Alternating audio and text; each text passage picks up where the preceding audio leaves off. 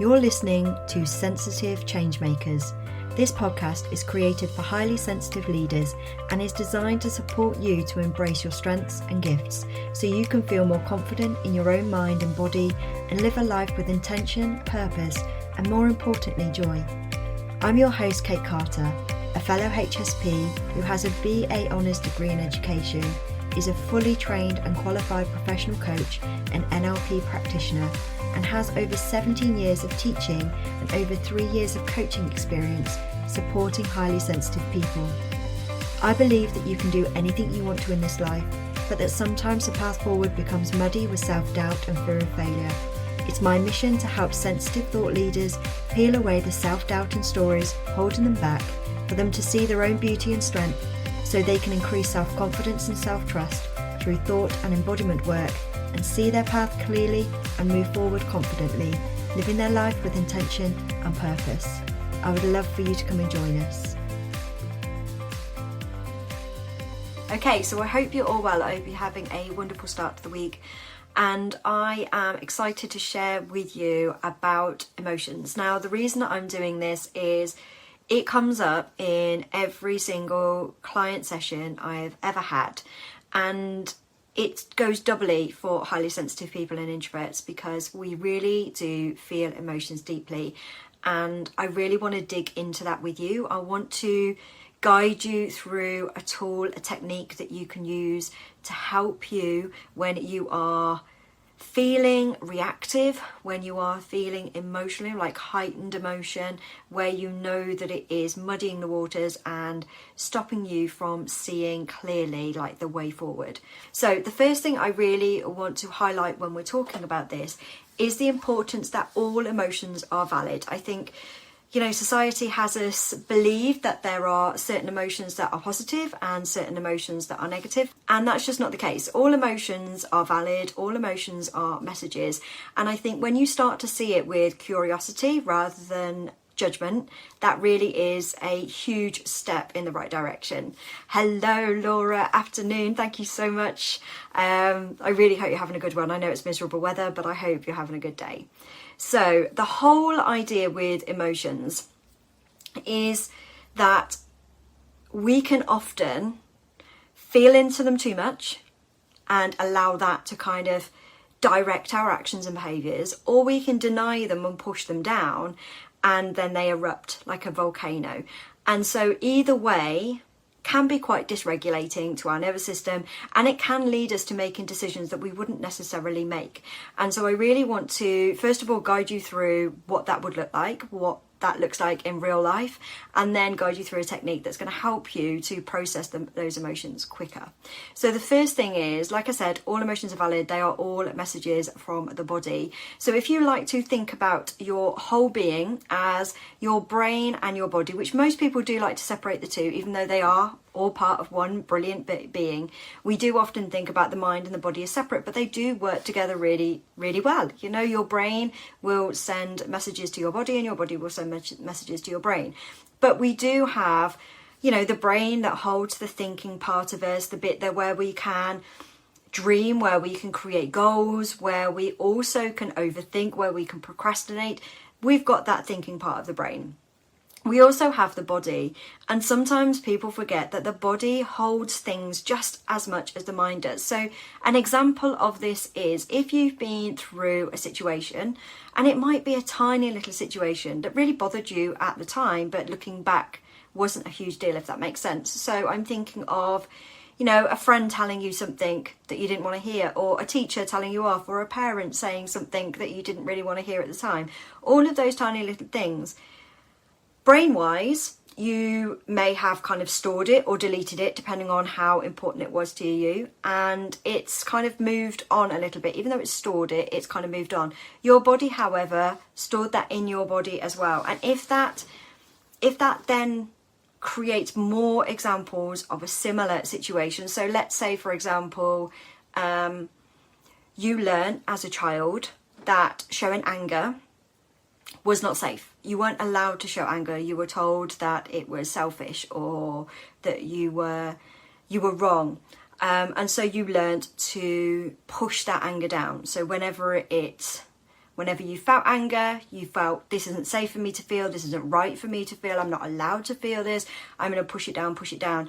And every time that happened throughout your life, you denied that anger and you pushed it down, pushed it down. And for most people who do this, what they end up doing is having a huge reaction of anger where they go out and, you know, maybe destroy something in their house, or they get really, really very sort of verbal, shouting, that type of thing, because they've denied that part of themselves, they've denied that anger for so long, it erupts as kind of an emotional volcano, so to speak. I hope that kind of makes sense. So this is what we're kind of talking about here. Your body remembers that as much as your brain. Your body will store that anger, and it will store it until it possibly can store no more, and then it erupts. And if we are not teaching our body how to process that, it's one of those times when, if you have maybe an ache or a pain and you've been to the doctors and they've done all the scans and there is physically nothing wrong, it is part of this. You know, if you can imagine, if you're really tense and every time you want to express anger and you're not allowed to because you know it's not safe, and you know your body's way of denying that anger, of repressing that anger, is you get very tight around your shoulders or very tight around your neck or very tight around your jaw, and that is how you repress that anger. You can understand if you kept doing that, if that became a habit for your body, you can understand why over time that is then going to have jaw ache, or you're going to have neck ache, or you're going to have shoulder pain. It's going to present itself in a very physical way. So I hope that kind of makes sense, because I didn't get that for a long time, and I think it's a really important part of this. So what I want to kind of talk about today is I want to go a little bit deeper into highly sensitive people and introverts, because if you are highly sensitive, if you are introverted, then this goes doubly, because we feel emotions really, really strongly. And we as children may have shown all of the range of emotions, from sadness to anger to fear to all of them. And we may have possibly learnt, because, you know, there is no judgment here, probably a lot of people around us at that time, I'm thinking my own family, didn't know what to do with a child who showed a lot of emotion, who had a lot of emotions to present to the world. And so their way of dealing with that child is to tell them to be quiet.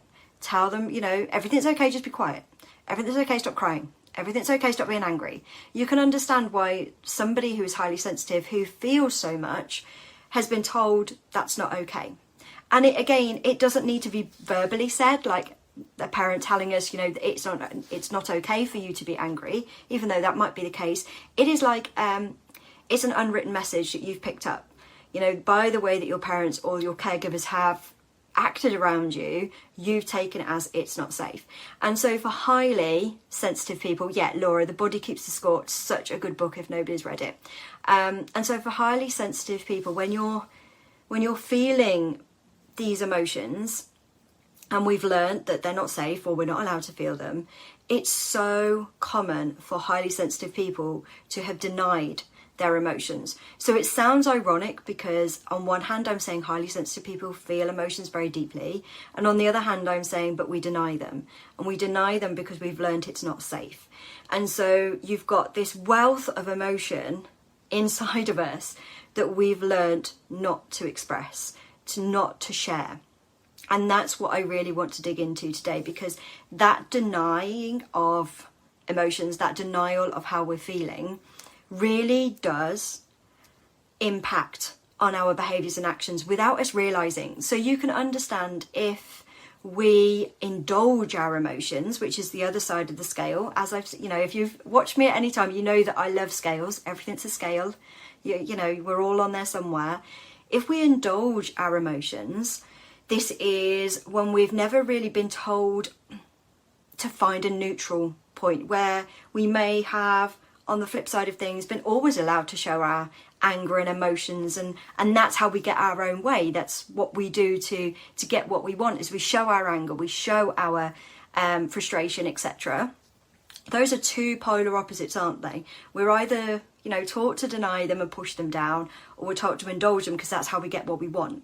And either way you can feel is quite dysregulating for people themselves and the world around us, because at either of those sort of ends of the scale, we are being led by our emotions, either through denying them, or through indulging them.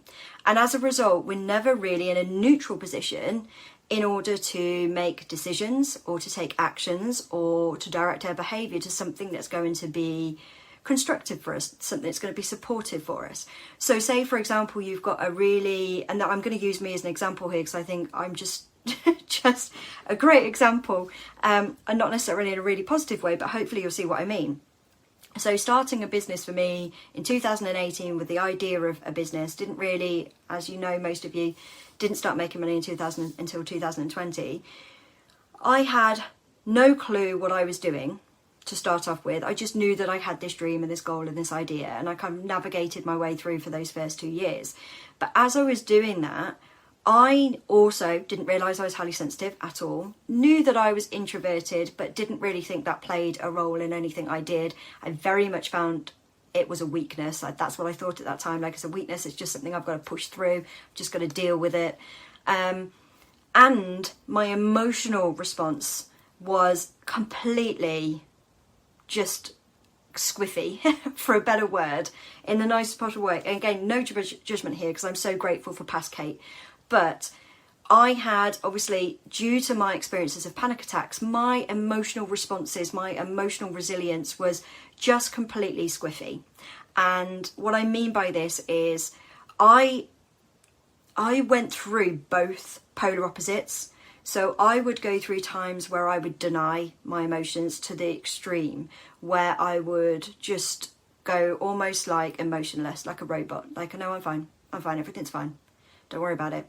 And then I would flip into indulging emotions, and they would just explode out of me like a volcano. And then I would make decisions from that perspective, from somebody. So if I was really angry, I need to go and do this. Or if I was really sad, this is what needs to happen. And so when I was at that kind of heightened emotional response stage, my body was looking for a way to self-regulate. And this may have looked like going on Amazon and buying loads of things that I didn't need, or signing up for something I really didn't need at the time, or saying yes to something I really didn't want to say yes to, because my body was searching for a way to self-regulate. It was searching for a way to find that neutral balance. And because my body, I didn't know how to do it at that time, I was completely unaware, it looked for things externally to do to bring me back to that neutral balance. I hope that makes sense. And what I kind of want to talk about today is the importance of emotional resilience, the importance of mastering your emotions so that you can actually get to that neutral perspective, so you can get into that balance. Because when you get into balance, when you're not either side of that scale, when you're not denying your emotions and pushing them down, or when you're not indulging your emotions and being reactive, when you're actually in that neutral kind of place, that is when the magic happens. That is when you thrive. That is when you are making decisions and your behavior and your actions comes from a grounded truth rather than an emotional reaction. And so I hope that kind of makes sense. An example for me for this one was the reactive side of being emotional. So when I knew no better, and again, no judgment because I didn't know any better at the time, if I was in that denial stage of emotions and I kind of switched off, wasn't feeling it, completely denying it, wasn't safe for me to feel it, and then that volcano eruption of just whatever that emotion was at the time, whether it was anger, frustration. Frustration's a big one for me. So say it was frustration, because I can talk to that quite a lot. The emotion frustration would come out and I would go into the indulge emotion side, which was quite reactive, and I would be looking for something external to balance myself, to self-regulate, and that would normally be purchasing something. Go and buy something to help me feel better because I'm so frustrated right now, because this isn't happening or this isn't working. And instead of sitting with that and kind of leaning into what that meant, it was easier to go and buy something. It was easier to go and fix it, to look for something. Okay, I need to feel better on my body. I'm frustrated in how I feel. Let me go and find out. What did I used to buy? Like, not Slim Fast shakes, but the equivalent of, like, I just need to stop eating. That's what I need to do, because that's the only way I'm going to feel good in my body. If it was business related, frustration, it wasn't happening as quickly as I wanted it to. So I need to go and buy a course. I need to go and find somebody who's going to fix this for me and make it work for me. I hope that kind of makes sense as to where this is coming from. And what I actually needed to do was to learn to process my emotions, to actually get into a stage. And I'd like to add to this, this is always a journey. I don't ever feel like you're at the end. It's like, woohoo, I've got my, gold star, I've got to the end of the journey, fantastic. It's part of life. It is a constant journey. The more awareness you have around yourself, the more knowledge you have, the easier this becomes, and you get to a place where you feel more grounded, where you feel more balanced, and you're able to build on that. But yes, it's always a journey. And Laura said, sounds familiar. Yeah, I think we've all can really relate to something happening like that for us in different ways. Obviously, we're all different, and we are absolutely, Laura, always learning. So one of the things that I really want to talk to here is sitting with your emotions. This can feel really counterintuitive and completely illogical. And when I say this to a couple of my clients when we're talking, and they'll be like, so how does that work? What do you want me to do? And I'm going to talk you through what it is and how we do this. So first of all, the counterintuitive part, why this feels so illogical. The easiest way to be more emotionally resilient, to be more balanced, to be able to make decisions from that balanced, neutral place, is to sit with our emotions, which feels counterintuitive because you've just heard me talking about, indulging our emotions or denying our emotions. This isn't necessarily either of those. It's learning how to be with our emotions, because as I said at the start of this, all of our emotions are messages from the body. They are something coming up to the surface. It's not a brain thought. It's not coming from our head down. It's coming from our body up. And it's saying something doesn't feel right. And if you lean into intuition or your gut feeling, this is more online with that. If you don't know what your intuition is telling you or your gut feeling is telling you, then your emotions will kick in and tell you. And so we are we're very emotional beings as humans anyway. And so our body talks to us in our emotions. And so when we actually start to sit with how we're feeling and we start to become aware of what we're feeling, it actually passes quicker. Now, I'm not talking about necessarily emotions or states like anxiety and depression. I think that is a separate issue for us to talk, and I know I've talked at length about anxiety itself specifically, but we're just going to put that to one side for the moment. What I'm talking about are your day-to-day emotions, your anger, your frustration, your fear, your sadness that comes up just as part of being human. If we actually learn to sit with that, it passes so much quicker than if we deny it or indulge it. And so if we can actually start to just kind of sit with those feelings, we get some insights into us, into what makes us tick, into what is going on underneath the surface. But we also get that balance, that getting to neutrality. So we're not denying our emotions any longer, we're acknowledging them, but we're not being reactive with them either. We're not indulging them to the point of being reactive to everything we're doing, to where we're needing external stimuli to kind of balance our nervous system. We are very much in that neutral state. And the way that we do this, and I'm going to ask you to kind of, if you want to do this now, to do it with me. If not, you can come back to the replay when you're in a better kind of situation. But just to kind of sit very quietly, and again, you might want to do this when an emotion comes up, and just to kind of be friends with it. This is how I worded it to a client the other day who was completely new to this work, and we kind of had a smile to ourselves, because when I said to sit with his emotions, he was like, what does that mean? I was like, good question. Let's just imagine that we're going to be friends with it, that we're going to allow it to sit with us, and we're just going to get curious about why it's there, what's coming up.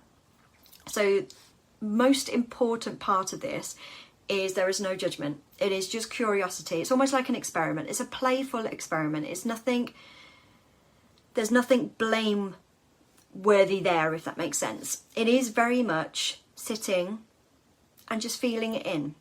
So if I'm feeling really, like I said, frustration was a big one for me for so long, and it still is one of my main ones that comes up. So if it's coming up for me, just sitting with it and going, right, I'm feeling frustrated. The first thing I'm going to do is I'm going to label it. I'm actually going to label that emotion. I'm feeling really frustrated. where do I feel that frustration in my body?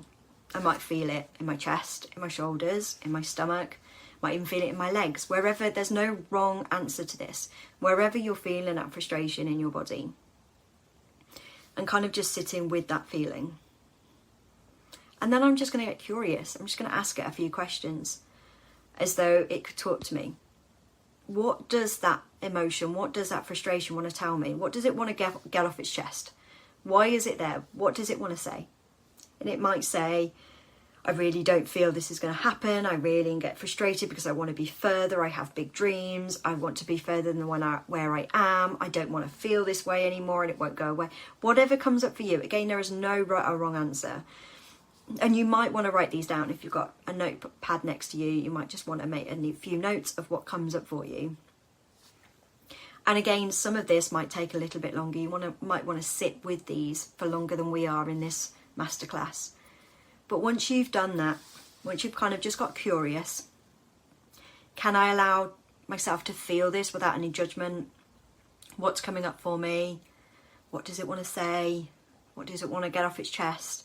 And once I've gone through that and I feel like there's nothing else there, I've said everything that needs to be said, all of that frustration, all of those words, all of those phrases, I've kind of vomited out and it's all out there and there's nothing else left.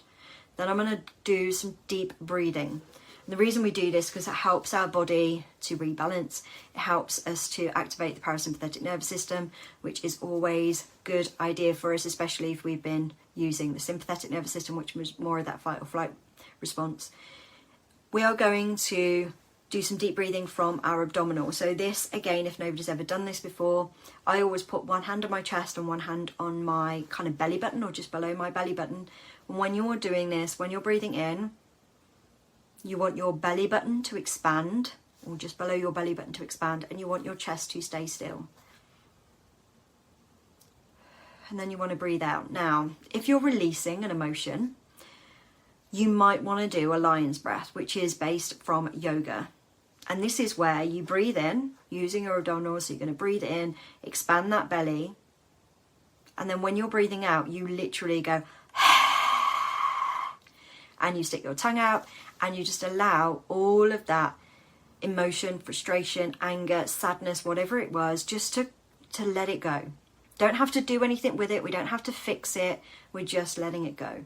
And doing some breathing exercises like that's really going to help you to retrain your brain and retrain your body to remembering that it's okay to feel these emotions. It's safe to feel these emotions. We're also going to acknowledge them. We're going to see what's going on underneath the surface, because so many of us are in that denial stage where the first inkling of anger, sadness, frustration, whatever, we just put a lid on it. Just forget it's there and just keep going on with our day. Just get distracted, do as much as we possibly can. And so we never really understand what's going on beneath the surface. We know we may feel frustration, but we don't know why or what it's saying or what it needs us to hear. We may feel anger, but we don't really know what's going on for us or why it's there. So again, just by the process of you asking yourself, what do you need to say? What do you need to get off your chest? What is it that you want to kind of express? You get a deeper understanding of yourself. You have more self-awareness, and you are able to process that emotion so much quicker than if you denied it or indulged it. And so you've got that balance. You've got acknowledgement, self-awareness, and then balance. And then from that position, you are able to make decisions, take action from a place that is not based on either side of the scale of emotion, either denying or indulging. We're actually balancing our body to make a decision from a neutral position, and that is so much more powerful. So this then means that I'm not constantly looking for external things to regulate my nervous system, because I am regulated. It means that when I do decide to go and buy something, or I do decide to go and invest in something, that I'm doing it from a place of, I've looked at this, this is the decision I'm coming to because of X, Y, and Z. Rather than that indulgent kind of, I need something now to fix the way that I feel. I hope that kind of makes sense. And the more you do this, the easier things will get. So you will get to a position where maybe anger doesn't erupt very, very quickly all of the time like it used to. It might just kind of almost like, You know, when you put something on a simmer, it might kind of simmer up in a pan, if you like. Your anger might simmer up and you'll be like, oh, I can now spot that I am feeling a little bit angry. Let me sit with that. How does that feel? What's it trying to say to me? And again, with frustration or sadness, you might just feel that simmering away, and then you know the tools that you can use to kind of sit with that, get to that balance, and then, like I said, have that emotional resilience and have that ability to be able to bounce back. And this, I find, is just so incredibly useful for life generally, but especially if you are a person who has big dreams and big goals. We want to be able to tap into that neutral perspective as much as possible, because if we're making decisions on either of the scale in terms of emotion, whether denying or indulging, that's when we get to places where we might be frustrated because we've paid for all of this, or we've done all of this and it's not working. Why is it not working? This is what I need it to fix. It's that kind of fixing kind of mentality. Whereas if we do it from the balance, that's us. That's our truth, that's our grounded truth, and that's what we're going to make that decision based on. I hope that makes sense. Please do let me know if you've got any questions. But I do feel this is just one of those unwritten rules that not a lot of people talk about, but is so needed in just life in general, but especially if you've got a business or you're working towards something. Sitting with your emotions and understanding what that means, getting to that neutral perspective, having that emotional resilience is so incredibly powerful when you're the person that's got to make big decisions, when you want to have a profitable business, or if you want to have a successful launch or project or whatever you're working on. To have that emotional resilience is so important. So I hope that makes sense for everyone. Please do let me know if you've got any questions. Have a great day, and I'll see you next week, guys. Bye. Thank you so much for listening to this week's episode. If you have any takeaways or any questions, please do reach out to me either through Instagram, LinkedIn or Facebook at Kate Carter Coaching, or you can email me at kate@katecarter.co.uk. I always love to hear your feedback and the things that you have taken from the podcast. If you know of any other highly sensitive people, then please do share this so that I can reach more and support more highly sensitive people to embrace their strengths and gifts. As a thank you, I will pick a winner every month for a free 50-minute coaching session with me. Thank you so much.